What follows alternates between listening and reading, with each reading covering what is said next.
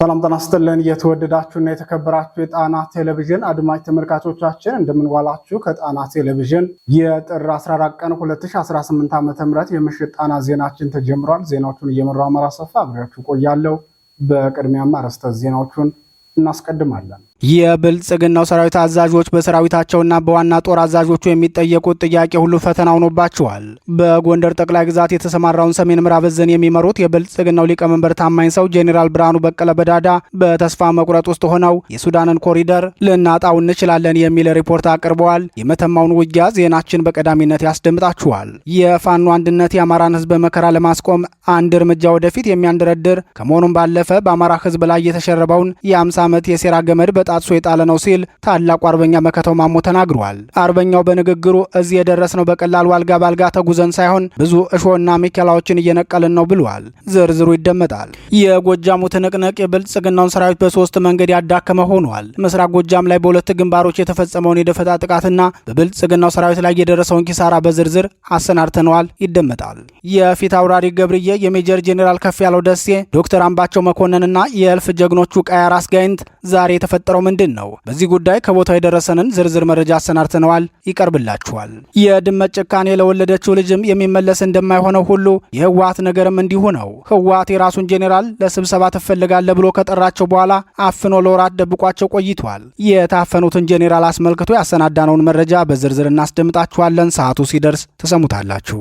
የተወደዳችሁና የተከበራችሁ የጣና ቴሌቪዥን አድማጭ ተመልካቾቻችን እነዚህንና ሌሎች የግንባርና የትንታኔ ዘገባዎችን ይዘናል። እስከ ዜናዎቻችን ፍጻሜ ድረስ አብራችሁን እንድትቆዩ እየጋበዝን ወደ ዝርዝር ዜናዎቹ እናልፋለን።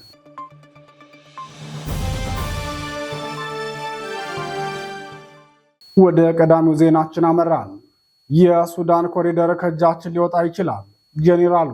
በምዕራብ ጎንደር ዞን መተማ ወረዳና በሱዳን ኮሪደር አካባቢ በተካሄደው ከፍተኛ ውጊያ በርካታ የብልጽግናው ሰራዊት ከጥቅም ውጭ ሆነዋል። ይህ በመሆኑም የብልጽግናው ጄኔራል በቀጠናው ያለውን የፋኖ አቅም ግምገማ ሪፖርት ሲያቀርቡ ኮሪደሩን ልናጣው እንችላለን ሲሉ መናገራቸውን ወታደራዊ ምንጮቻችን ገልጸዋል። የአማራ ፋኖ ብሔራዊ ንቅናቄ ደጃዝማች በላይ ዘለቀ ዕዝ በምዕራብ ጎንደር ዞን መተማ ወረዳ ከመሻ ቁጥር 5 እስከ ሱዳን ድንበር ሰፊ ቀጠና የሸፈነ ተከታታይ ውጊያ እያደረገ መሆኑን ምንጮቻችን ከስፍራው በላኩት መረጃ አስታውቀዋል። ውጊያው እየተደረገ ያለው ፋኖን ከበባ ውስጥ ለማስገባት በሶስት አቅጣጫ ከገባው የብልጽግናው ሰራዊት ጋር ሲሆን በዚህ ውጊያ የብልጽግናው ሰራዊት ከፍተኛ ወታደራዊና ቁሳዊ ኪሳራ ማስተናገዱ ተገልጿል። የብልጽግናው ሰራዊት ሰፍሮ ከሚገኝበት መተማና ከምዕራብ አርማጮ በመነሳት ወደ ፋኖ ቀጠና ገብቶ በከባድ መሳሪያ የታገዘ ውጊያ ሲከፍት ፋኖ በበኩሉ ወታደራዊ ገዢ ቦታዎችን በመያዝ በሰጠ ያጸፋ ምላሽ በርካታ የብልጽግናው ሰራዊት እርምጃ ወስዶባቸዋል። ቀሪዎቹ ከባድ ጉዳት አስተናግደው ወደ ገንዳዋ የመጀመሪያ ደረጃ ሆስፒታል በአምቡላንስ ያመላልስ እንዳመሸ ምንጮቻችን ለጣቢያችን ገልጸዋል።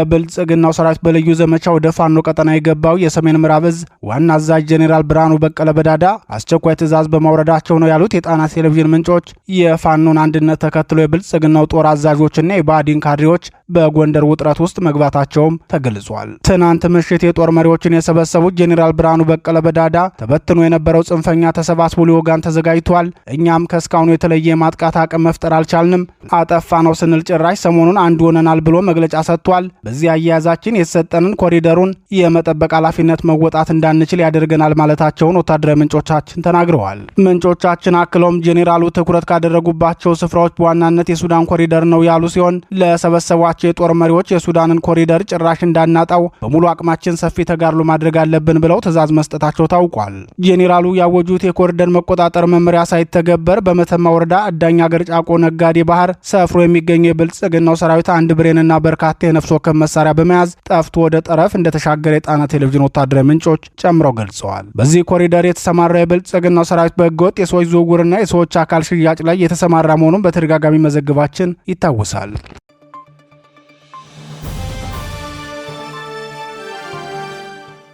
ወደ ተከታዩ ዜናችን እናልፋለን።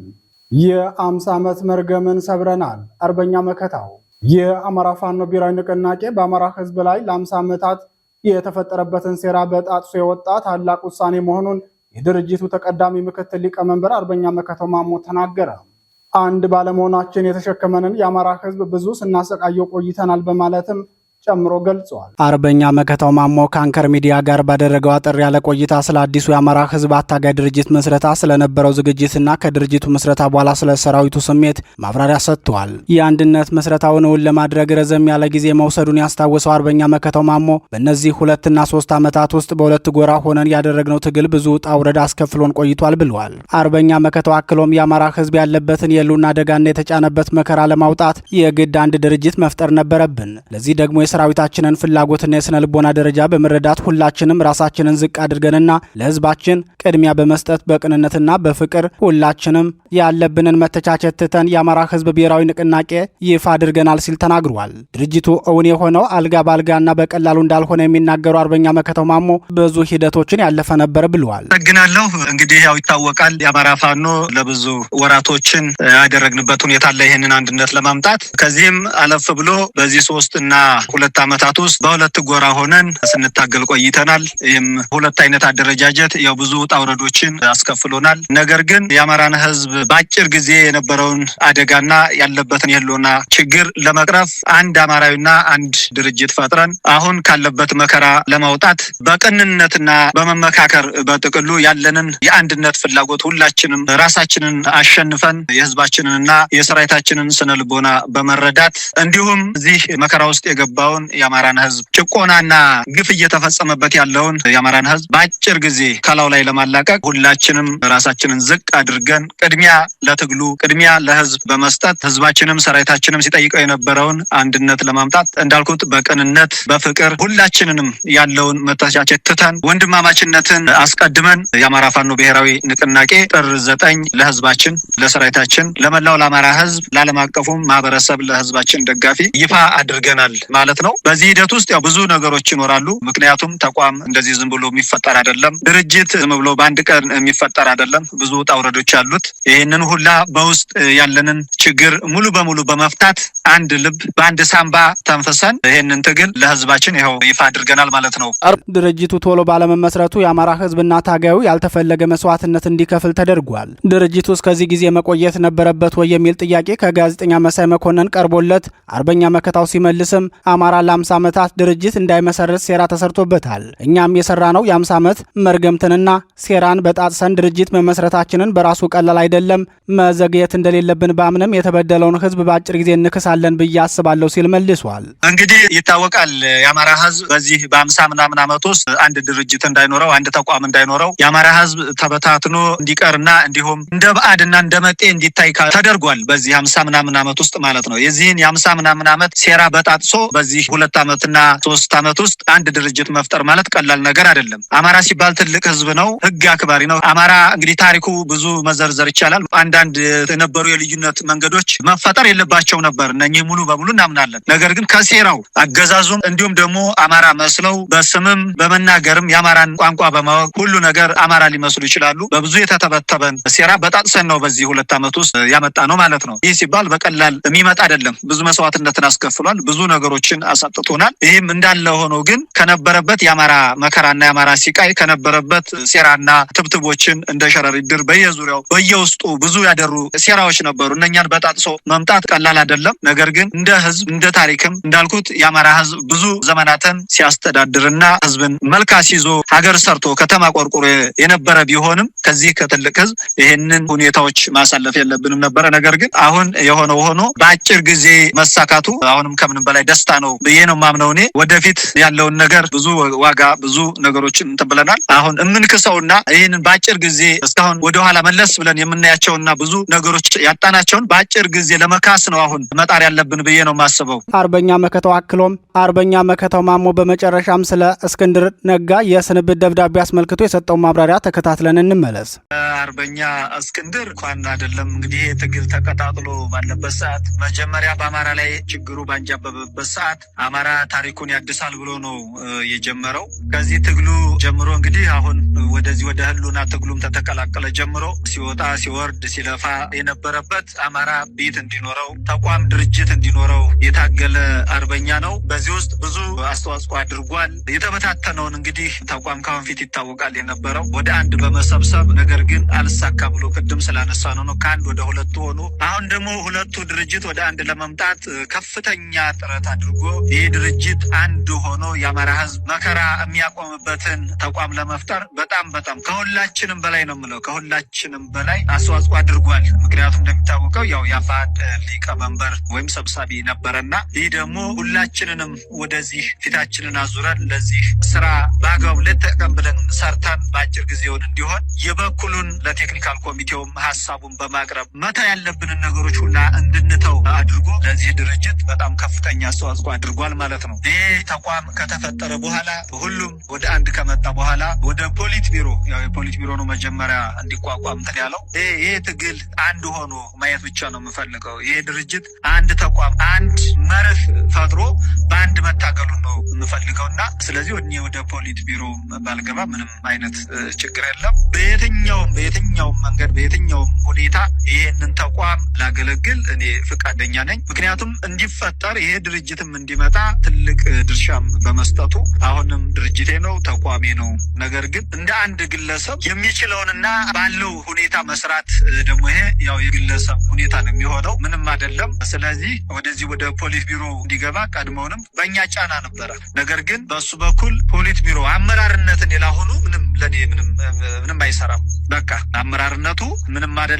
ዋናው ስራውን በየትኛውም ቦታ ሆነን ሰርተን ተቋሙን ተቋም ማድረግ ነውና የሚጠበቅብን በሚል አመራርነቱን ፍላጎት እንደሌለው ለኛም መሆን የለበትም ብዙ የሚመሩም አሉና እነኚህ ሰዎች ተካተው ይቀጥሉ በሚል ሀሳብ ሰጥቶን ነበረ። በእኛ በኩል ካለው ችሎታ ካለው የፖለቲካ ለብዙ ዘመናት እንግዲህ ይታወቃል ለብዙ አመታት ትግሎችን አድርጓል። ብዙ ልምድ አለውና ከልምዱ አንጻር እንዲያግዘን እንዲያጠናክረን በሚል ጫና አድርገንበት ነበረ። ነገር ግን በሱ በአሁን ባለበት ሁኔታ እኔ በየትኛውም ቦታ ሆኜ መርዳት እችላለሁ ስላለ ያንን ነገር ያለመቀበሉን ይሄን ደግሞ ለህዝብም ሌላ እንዳይመስል የሌላ የኩርፊያ ወይም ደግሞ የሌላ ነገር እንዳይመስል ያንን ያሳወቀበት ሁኔታ ነው። ይሄ ደግሞ በደብዳቤው ላይ ለእኛም ባሳወቀበት ያው ይፋ የሆነበት መንገድ አለ። ህዝብ ደግሞ ይሄንን ማወቅ አለበት። እንደው ዝም ብሎ የጥላት አጀንዳ የጥላት ሁኔታ ዝም ብለው እንደፈለጋቸው የሚያራግቡት ሁኔታ አለ። ይሄ ደግሞ ያው ከወንፊትም የመጣንበት እንደሆነ ይታወቃል። ነገር ግን በቀናነት በትህትና ነው ሁሉን ነገር የተደረገው። እዚህ ያለ የፖሊት ቢሮም ደግሞ በትህትና ነው ሁሉን ነገር የተቀበለው። እሱም በትህትና ነው ያቀረበው ማለት ነው።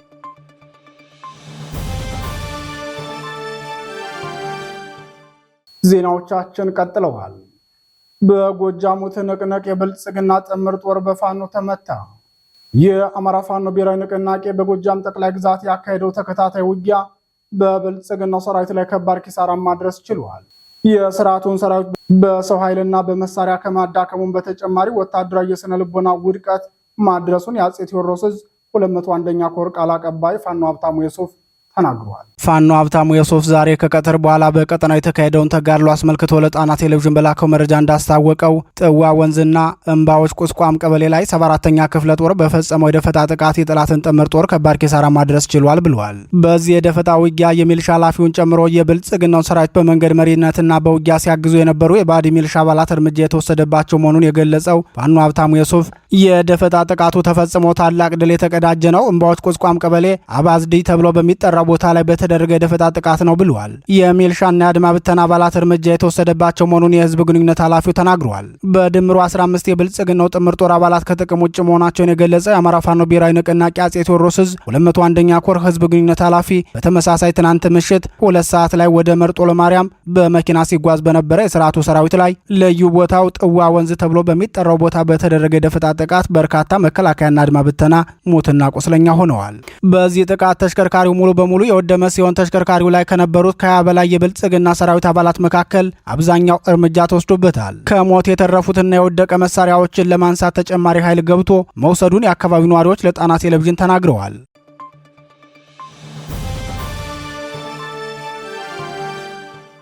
ክቡራትና ክቡራን የጣና ቴሌቪዥን አድማጭ ተመልካቾቻችን የጥር 14 ቀን 2018 ዓ.ም የምሽት ጣና ዜናችን አሁንም እንደቀጠለ ነው። ጋይንት ዙሪያ የተፈጠረው ምንድን ነው? የአማራ ፋኖ ብሔራዊ ንቅናቄ መመስረቱን ተከትሎ የብልጽግናውን ተልዕኮ ተቀብለው የነበሩና በፋኖ ስም በትግል ውስጥ የቆዩ ግለሰቦች ወደ ብልጽግና በተከታታይ እየገቡ ይገኛል። በአንጻሩ ክፍለ ጦርና ኮር ይመሩ የነበሩ ግለሰቦች ወደ ብልጽግና መግባታቸውን ተከትሎ የተበተኑ የፋኖ አባላት ተሰብስበው መግለጫ ሰጥተዋል። በተለይም በጋይንት አውራጃ የቀድሞ የገብርዬ ክፍለ ጦር ዋና አዛዥ ሜጀር ጄኔራል ከፍያለው ደሴ በመሪነት ባዋጋው ውጊያ በእጁ ያስገባውን ዲሽቃ ይዘው ወደ ብልጽግና ለመግባት የሞከሩ የክፍለ ጦር ዋና አዛዥና ሌሎች አመራሮች ከፋኖ በተከፈተባቸው ተኩስ አካባቢው ዛሬ በከባድ ውጥረት ላይ ውለዋል። ራስ ጋይንትና አካባቢ የሚገኙ የፋኖ ታጋዮች በጉዳዩ ዙሪያ ለጣና ቴሌቪዥን በላኩት መግለጫ በወቅቱ በተፈጠረው የብልጽግናን ፖለቲካ ለማሞቅ ብለው ራሳቸውን እሳት ላይ የጣዱ የነጻነት ትግሉን ለግል ጥቅም ሲሉ የገበሯቸውን ወንድሞች ዘንግተው ራሳቸውን የሸጡ ከመንግስት ጎን ቆመው ከአጃቢዎቻቸው ላይ ጭምር ምላጭ የሳቡ አምኗቸው የነበረውን ህዝብ አጡ እንጂ እነሱ ክዶ መሄድ ብናኝ ታክል የአማራን ትግል ወደ ኋላ አይመልሰውም። ይልቁንም ተራራ የሚያክል ነውር ተሸክመው ታሪክ ተጽፎ የሚያሾፍባቸው ቀልብ የነሳቸው መሆናቸውን ማገንዘብ ተገቢ ነው ብለዋል። የፋኖን ከባድ መሳሪያ ይዘው ወደ ብልጽግና ለመግባት የሞከሩ የገብርዬ ክፍለ ጦር ዋና አዛዥና ሌሎች ግለሰቦች በፋኖ ከበባ ሲደረግባቸው የብልጽግናን ሰራዊት ምስራቅ እዝ 804ኛ ኮርና የደቡብ ጎንደር ሚልሻ መዋቅርን የድረሱልን ጥሪ አቅርበዋል። እጃቸውን ለመስጠት ጉዞ የጀመሩ ግለሰቦች ከዓመት በፊት አርበኛ ከፍያለው ደሴ እየመራው በተካሄደውና 5 ሬጅመንት የብልጽግና ሰራዊት በወደቀበት ውጊያ በፋኖ የገቡ ከባድ መሳሪያዎችን ይዘው ለብልጽግና ለማስረከብ ነበር ፍላጎታቸው። ይህን ጉዳይ አስመልክቶ በአካባቢው የሚንቀሳቀሱ የፋኖ ሰራዊት አባላት በጋራ በመሆን ባወጡት መግለጫ የጠላት ወኪል ሆነው ከእውነተኛ ታጋዩ ጋር ተደባልቀው የከረሙ ቅርብ አዳሪዎች የትግላችን እንቅፋቶች መነሳታቸውን መረዳት ይኖርብናል ብለዋል። የአካባቢው ፋኖ አባላት አክለውም በራስ ጋይንትና ዙሪያ ባሉ ፋኖዎች በወቅታዊ ጉዳይ የተሰጠ መግለጫ እኛ ግብ ቀርጸን የትኛውም ወጀብ የማያስደነግጠን የህዝባችን አደራ ሕይወታችን ገብረን በየፍልሚያ አውድ በድል ደምቀን የምንታይ ጸረ አማራ ትርክትን ቀደን የአማራን ህዝብ እንባ አብሰን ነጻነትን የምናጉጅ ታጋዮች ነን። በትግል ሂደት ውስጥ ለዓላማ የማይታመኑ በጽናት የማይዘልቁ የጠላት ተላላኪዎች እንደሚፈጠሩ ትናንትም በአገር ክብር አባቶቻችን ሲፈትናቸው የነበረ ዛሬም ያለ ነገም የሚኖር ሀቅ እንደሆነ አልዘነጋንም። ዛሬም ከትግል በሚያፈነግጡ አንዳንድ ግለሰቦች የምንደናገጥ ሳይሆን እንክርዳዱን ከስንዴው እየተለየ ትግላችን በጊዜ ሂደት እየጠራ መሄዱን የምንረዳ አርበኞች ነን። የጠራ ዓላማ የሌለውና የተነፈሰ ጎማ ረጅም መንገድ መጓዝ አይችልምና ትግላችን ሰነፎችንና ዓላማ ቢሶችን በየመንገዱ እያራገፈ እውነተኛ የነጻነት ጉዞውን እንደሚቀጥል ማስገንዘብ እንወዳለን። ታማኝ እረኛ የአህያ መዝገድ ይነቅላል እንዲሉ በወቅቱ በተፈጠረው የብልጽግና ፖለቲካ ለማሞቅ ብለው ራሳቸውን እሳት ላይ እየጣዱ የነጻነት ትግሉን በግል ጥቅም ሲሉ የገበሯቸውን ወንድሞች ዘንግተው ራሳቸውን የሸጡ ከመንግስት ጎን ቆመው ከአጃቢዎቻቸው ላይ ጭምር ምላጭ የሳቡ የባንዳነት ሞዴልነታቸውን የላካቸው አብይን ሲከተሉ አምኗቸው የነበረውን ህዝብ አጡ እንጂ የእነሱ ክዶ መሄድ ብናይ ታክል የአማራን ትግል ወደ ኋላ አልመለሰውም። ይልቁንም ተራራ የሚያክል ነውር ተሸክመው ታሪክ ተጸይፎ የሚያሾፍባቸው ቀልበ ጉሮች መሆናቸውም መገንዘብ ተገቢ ነው። የራስ ጋይንት ህዝብ በዚህ ወቅት የተፈጠረው ክስተት ትዝብት የሚጥል ቢሆንም ብርቱ መስዋዕትነትን ከፍለው የፋሽስቱን ስርዓት ነቅለው የሚጥሉ የነጻነት ፍቅር የበዛበት ልብ ውስጥ የተሰባሰቡ እምነት አቋምና ጽናት ያላቸው ጀግኖች ወልደሃልና በጠራ አዲስ ክፍለ ጦር መስርቶ ግሎ በማይበርድ የትግል ወኔ ነጻነታችን እንደ ሌሎች ወንድሞች እናውጃለን። ነገ የኛ ቀን ከፊታችን ይወለዳል፣ ማንነታችንም ከፍ ብሎ ይደምቃል። የተቆጠሩ የአማራ ጥያቄዎችን ለማስመለስ መሆኑን የማንዘነጋ ላፍታም ቢሆን ከተነሳንለት ዓላማ ፈቀቅ የማንል ለዚህም አንድያ ነፍሳችን የሰጠን ልጆችህ ቃል ኪዳንን አድሰን በጠራ መስመር የምንጓዝ መሆናችን እንገልጻለን። በዚህ የትግል ጉዞ የአማራን ጥያቄ ለማስመለስ ሳይሆን የነጻነት ትግል የሚጠይቀውን ፈተና በውል ሳይረዱ ዘው ብለው የገቡ አንዳንዶች የግል ፍላጎትና ጥቅም ማገኛ ያደረጉ፣ ሌሎች ደግሞ የጠላት ወኪል ሆነው ከእውነተኛ ታጋዩ ጋር ተደባልቀው የከረሙ ቅርብ አዳሪዎች የትግላችን እንቅፋቶች መነሳታቸውን መረዳት ይኖርብናል። የሥርዓቱ መልእክተኞች መንገዳችን ሲያንገጫግጩት ቀበቷችን የበለጠ እናጠብቃለን። ወጀቡ ሲነሳ እንደ ንስር ከፍ ብለን እንመራለን እንጂ አንተክዝም። እልፍ የተሰዉ የትግል ጓዶቻችን አደራውን ለእኛ አስረክበው እኛን ይህን ቃል ኪዳን ተቀብለን የአማራን ህዝብ ለማሻገር ቃል ኪዳናችን አድሰን ስንነሳ በዚህ ወቅት ለህዝቡ ደስታና ተስፋ የሰጠው የአማራ ፋኖ አንድነት ብሔራዊ ንቅናቄ ምስረታ ሲመሰረትም ደስታችን የላቀ ነው። ድል ለአማራ ፋኖ፣ ድል ለአማራ ህዝብ። ደቡባዊ ጎንደር ራስ ጋይንት።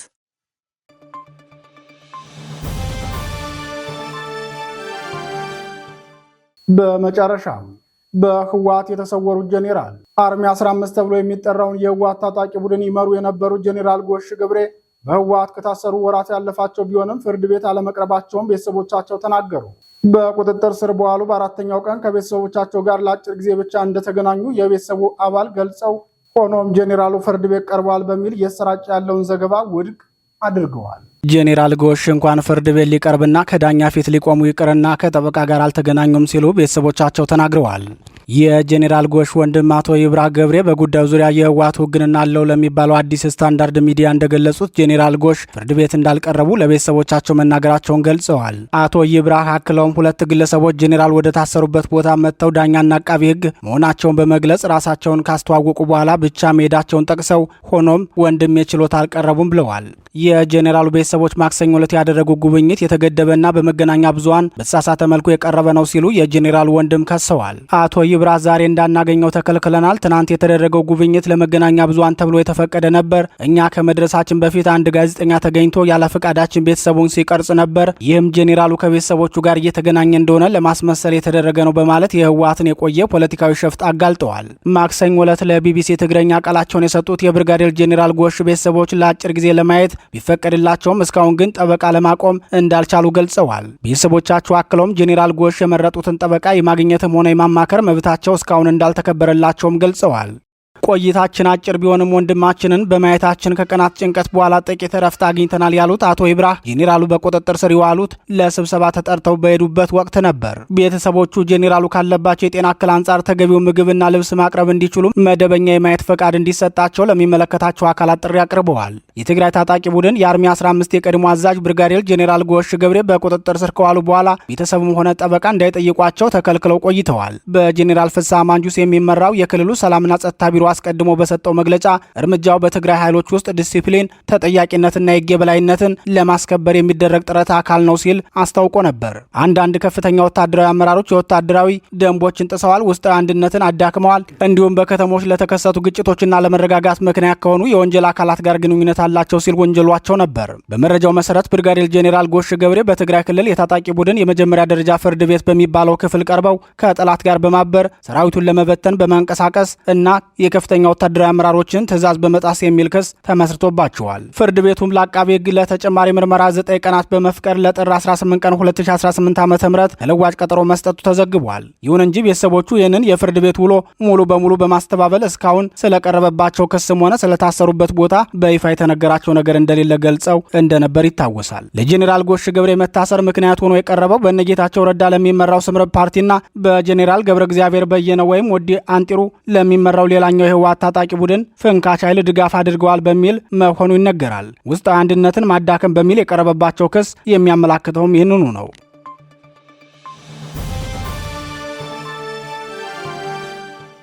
ክቡራትና ክቡራን የጣና ቴሌቪዥን አድማጭ ተመልካቾቻችን የጥር 14 2018 ዓ.ም የምሽት ጣና ዜናችን የተከታተላችሁትን ይመስል ነበር። ዜናዎቹን እየመራው አማራ ሰፋ አብሬያችሁ ቆየው። የጣና ቴሌቪዥንን የዩቲዩብ ቻናል አማራጭ ሰብስክራይብ በማድረግ በቋሚነት ወዳጅ እንድትሆኑ እንጠይቃለን። ጤና ይስጥልን።